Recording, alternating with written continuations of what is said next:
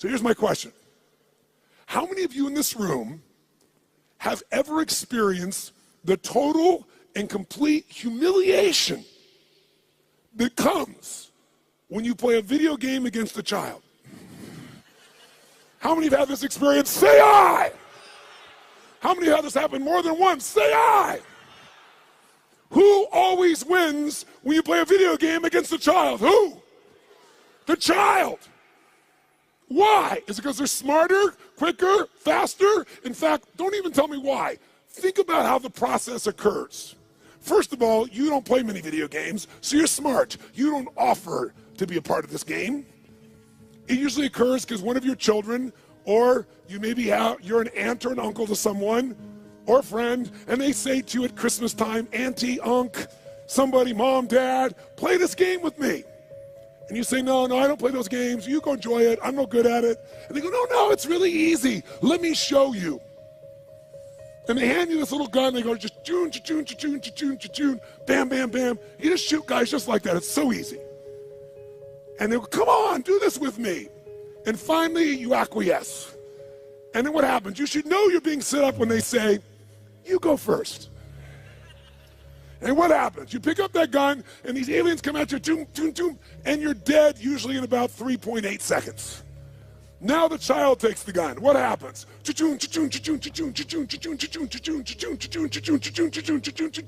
And about 45 minutes later, you get your second turn. Who knows what I'm talking about here? Say aye. Now you're pissed, right? You're like getting competitive. I'm not getting shot in 3 seconds. So now you're really focused, and you get shot in the back, and you're dead in 2 seconds. The kids, 45 minutes later, you get your third one. The kid scores 480 million points, you get 3. Who's had this experience? Say aye. Why does the child always win? Is it because they're younger, faster, smarter, more flexible? Their minds are wired this way. No, listen to me. The child always wins because they played this game before. And because they played the game before, listen to me, keywords, they know the road ahead. And if you know the road ahead, you have the ultimate advantage over everyone around you. You must know the road ahead. Why? Because when you know the road ahead, you can anticipate. Write it down again. Anticipation is the ultimate advantage in business and in life. Anticipation, when you know the road ahead, you know what's coming. When you know what's coming, you can anticipate. When you can anticipate, what's the benefit of anticipation? When you anticipate, you're ahead of the game. If you're not anticipating, what do you have to do? React. And when you're in the game of business and you react, you're going to die. It's that simple. I don't care who you are. I don't care how long you've been in business. If you find yourself reacting, you're going to die. You're in business and you didn't anticipate some of the challenges coming up with technology, and all of a sudden it eats you up in a week, in a month. What you built 5-10 years ago disappears.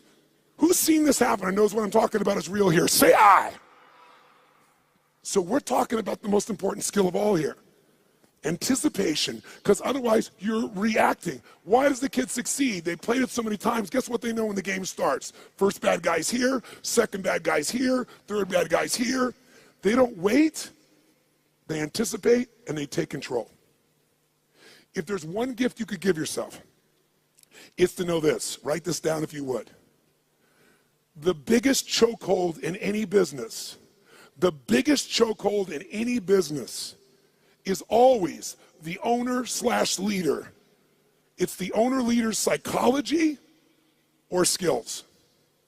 The biggest chokehold in any business is the owner-leader's psychology or skills.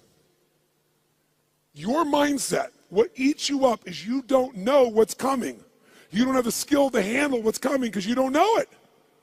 Or you're so beat up psychologically, emotionally, by what you've been through, you can't find the answer. So as a result, you end up with a story that limits you. You end up in a state that limits you.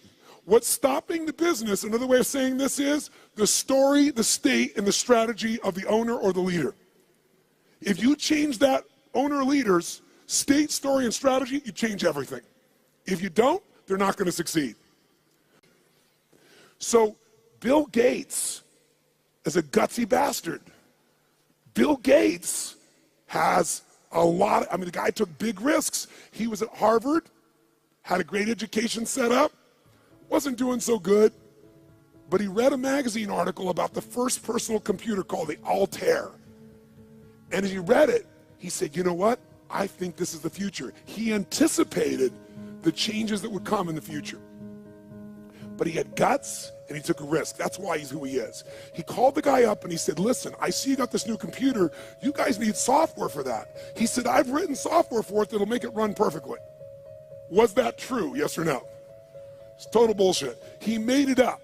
He was just being gutsy and saying, if I tell the guy I've got software and he says, come see me, I'm going to figure out how to do it. Pretty ballsy. Sure enough, the guy said, bring it to me in 3 weeks. So he had 3 weeks to come up with software between he and his partner.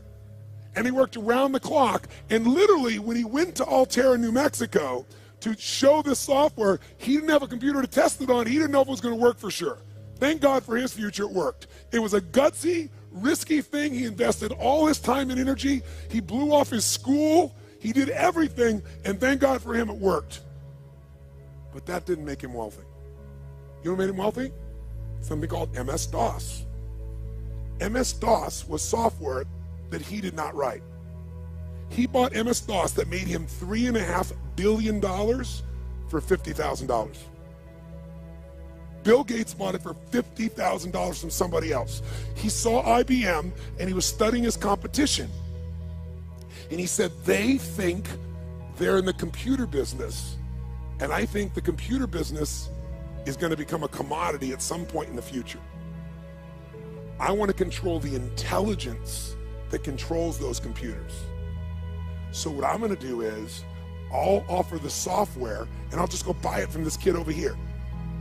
Now, $50,000 is a huge sum of money. Most business people don't have guts, they don't take risks, and they don't invest. He said, I got to do this. Rolled the dice, got it locked up, went to IBM and convinced them. Now, IBM wanted it. What did IBM want to do? They wanted to buy it from him.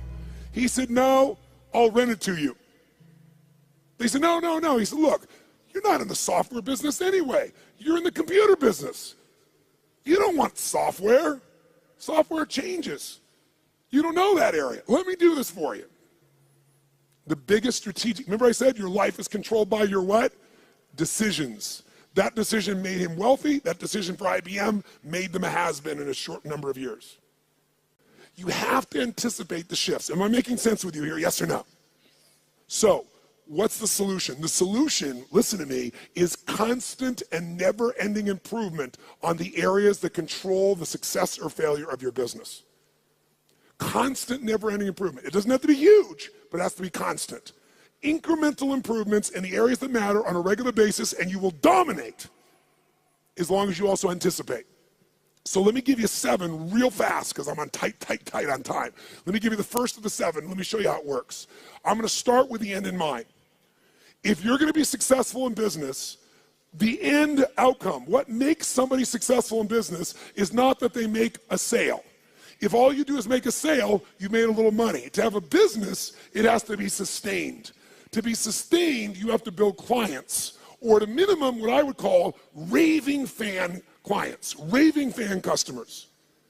Now, why is the target of all business a raving fan customer? Well, first of all, what makes a human being wealthy in financial terms? What will make you wealthy is only one way to get wealthy and stay wealthy. Add more value to other people's lives than anyone else can possibly do. If you add more value than anybody else, you will have people be a raving fan of your product, service, or company.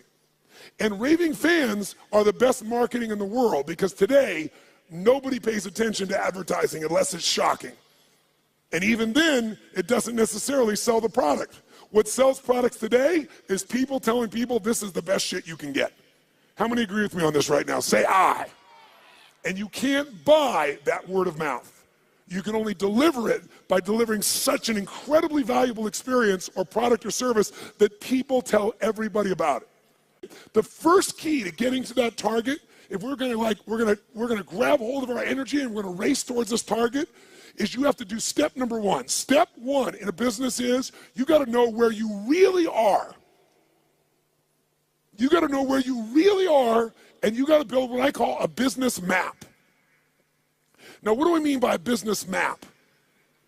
Well, think of it this way. How many of you in this room have a 5-year business plan right now for your company? 5-year business plan, raise your hand.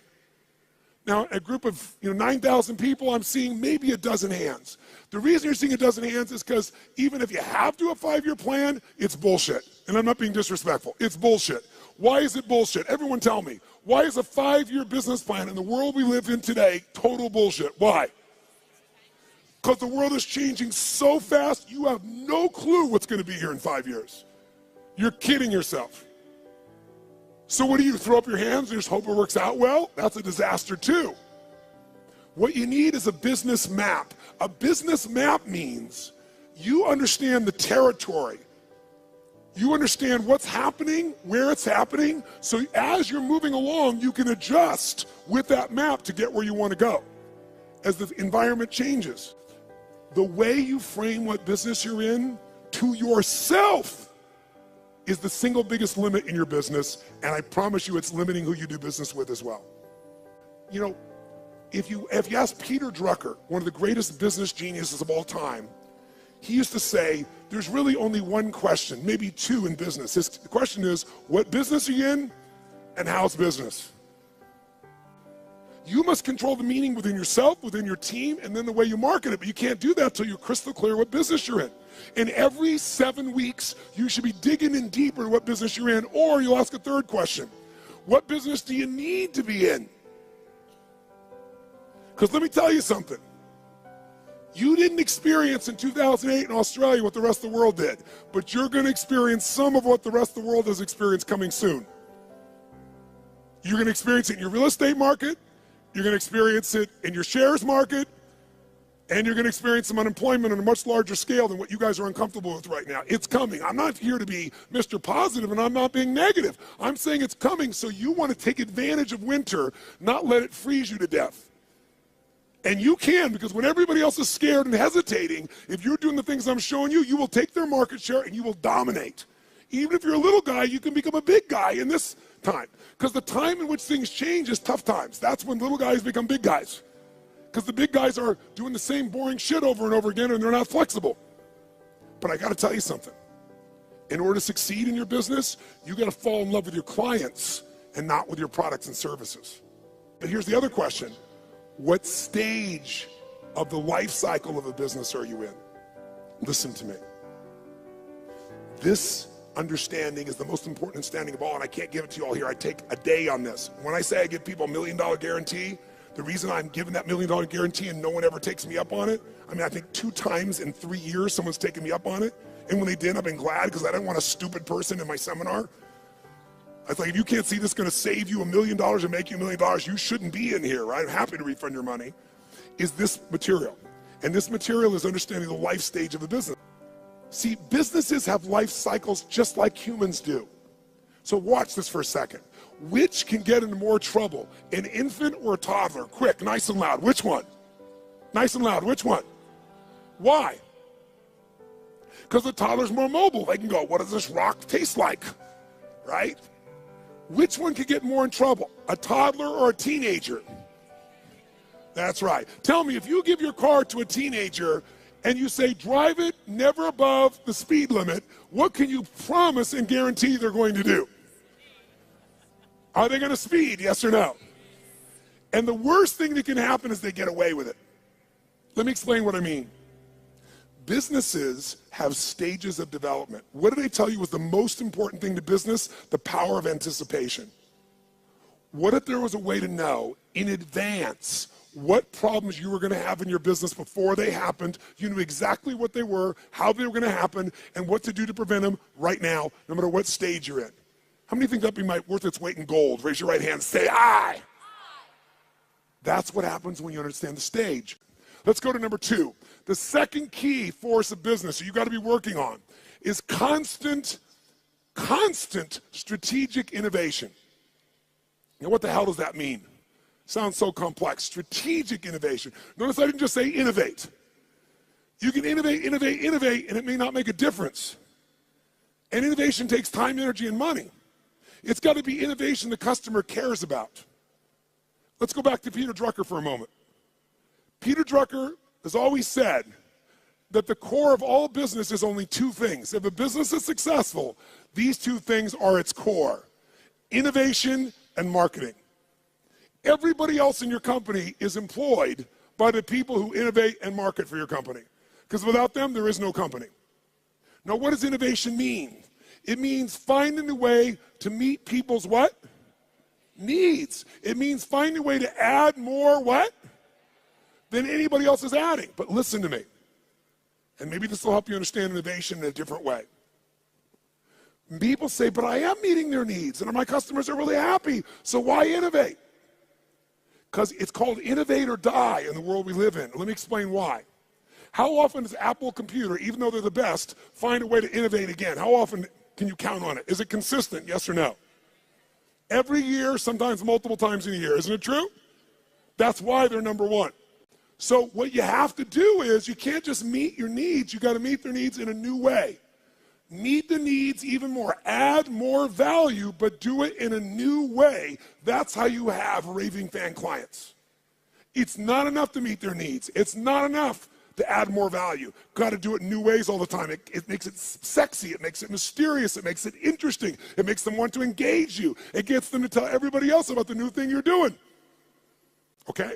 Now, let's go to number 3 real fast. I'm going to have to kick this in gear to catch up. So number 3 is, if you, what was it that we said, Drucker said? All business is 2 things, innovation and what? Come on, guys, innovation and marketing. Answer this question for me. Does the best product or service always win? Yes or no? Nice and loud, yes or no? Which company always wins? McDonald's? Where does that shit come from? No, the best marketed product or service. For better or worse, and let's use McDonald's, okay, ma'am? That's a good example. Tell me something. Perfect example. Does McDonald's make the best tasting hamburger in the world? Notice we got a universal 9,000 person response. No. Is it the tastiest? Is it the best quality? Yes or no? But it is the best what? Marketed, as you would say, marketed in the world. I call it marketed. The point of the matter is, this company understands marketing, and even though they have a shit product, they got billions and billions and billions of people to eat that shit. Now, here's the problem with marketing today, and it's a significant problem. I want you to think about this. Does anybody know how many marketing messages the average person had to see 15 years ago? How many messages before they would start to seek you out to consider buying your product, where they would do something active to seek out your product? Does anybody know? 15 years ago, how many times did they have to see a message from you on average if you had a quality ad? The answer is 4. 15 years ago. Does anybody know what the number is today? 16.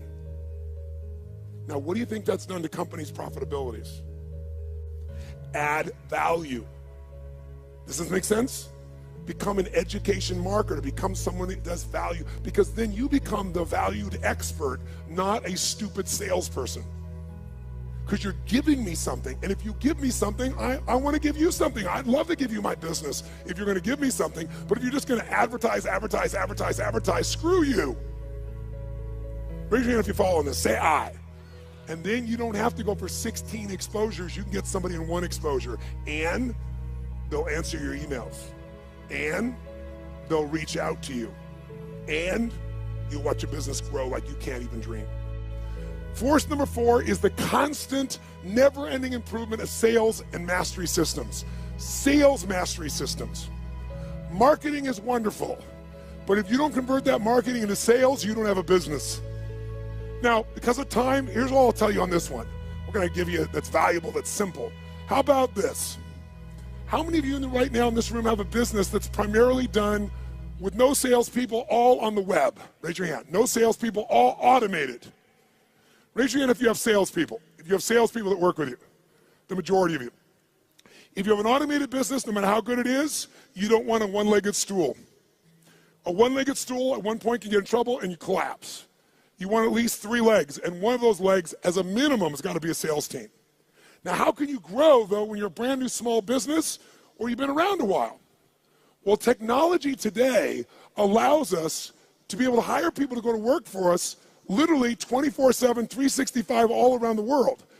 We literally have more than 150 people that work for one of my companies, all of which live in different parts of the world, all of which we know only by way of our experience of them, by way of Skype calls where we can see them and coach them, but we measure them better than the persons in the same room with us in the old days. We know what they're doing every moment. We know people are responding. We know everything because it's all fed to us by the web. We have virtual companies now. So if you don't have a lot of resources, we can show you how to get 3 or 5 salespeople in your little company, like these couple of guys here that right now are operators. What if you had 3 people that their entire life was about how to make sure they filled your business? Well, you wouldn't have 1 little location, you might have 5. But here's what I can tell all of you, just give you one quick hint in this area in the time that we got. Write down one thing. Great salespeople are not trained, they are found. Great salespeople are not trained, they are found and then trained to be even better. And this is coming from a guy that's trained 2 million salespeople in the world. I did that for 15 years. It's one of my jobs. Here's what I mean by this. Write down this phrase. Nature is the most powerful factor. Nature is the most powerful factor. If I was going to give you something in 2 seconds right now, I'd say it's this. If you're going to get a great person to sell for you, you can train somebody all day long, but their nature has to match the job. The 5th force you got to take control of, you've got to have constant anticipation. Remember that key word, anticipation? So you're not reacting, you're anticipating, you know the road ahead in 2 areas of your business. Legal, and I know you're not a lawyer, at least most of you, but you got to know where your risks are, and financial or accounting. Now, how many of you in this room as business owners hate accounting? If you're with me, brothers and sisters, can I have a hallelujah?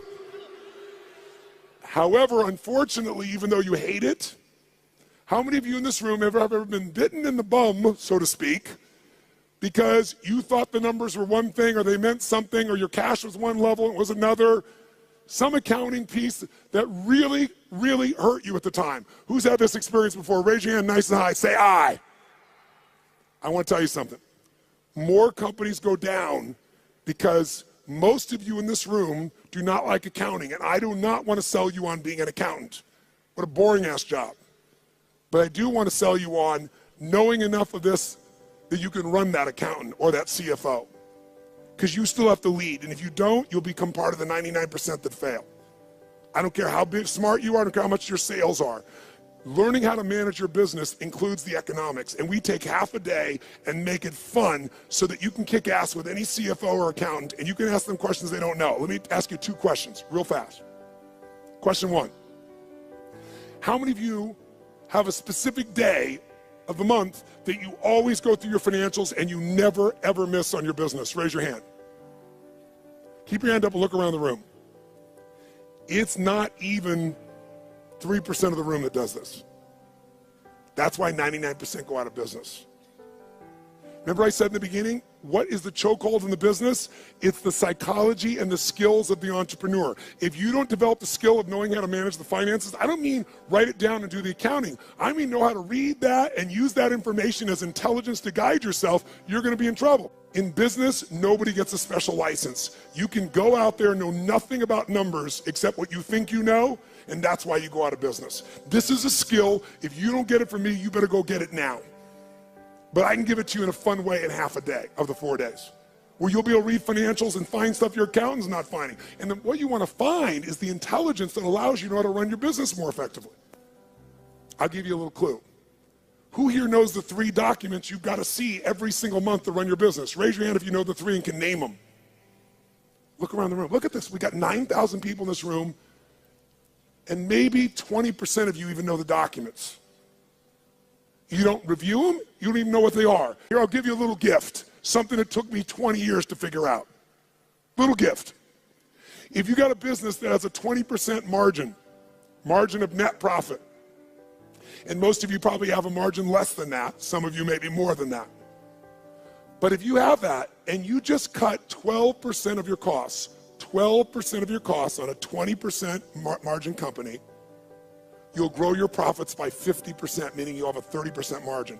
If you want to, listen to me, you want to grow your profits 50%, all you have to do is cut 12% of your costs. But you're never going to do that when you don't even look at your own financials. Let's go to the next one. Finally, number 6. Number 6 is, what if I said to you there was treasure in your business and that treasure is just waiting for you to come by and pick it up? But you got to dig for it. But if you pick it up, it's going to cost you nothing. What if I said to every one of you in this room, no bullshit, no hyperbole, no exaggeration. In the next 6 to 12 months, 18 months at the outside, in a tougher economy even, you could grow your business 30 to 130%, no exaggeration, no hyperbole. And it's not going to cost you any more money to do it. When I say it's not cost you any money, let me be honest. You might find by spending $5,000, you could make $150,000. Or by spending 10, you could make $500,000. So to me, that's not spending money. How many follow what I'm talking about here? Say aye. That is this skill. This is my strongest skill. This is why companies call me in to do turnarounds. This is why my companies are where they are through all the economies and all the countries I've been in, all the industries.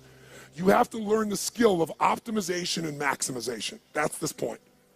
You have to learn to optimize and maximize your business on an ongoing basis.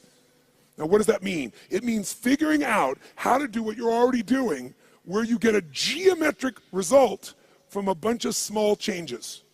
Small changes that accumulate to create a geometric change. But you gotta master this. Go home and figure this out by itself if you want to, and you can start making progress right away.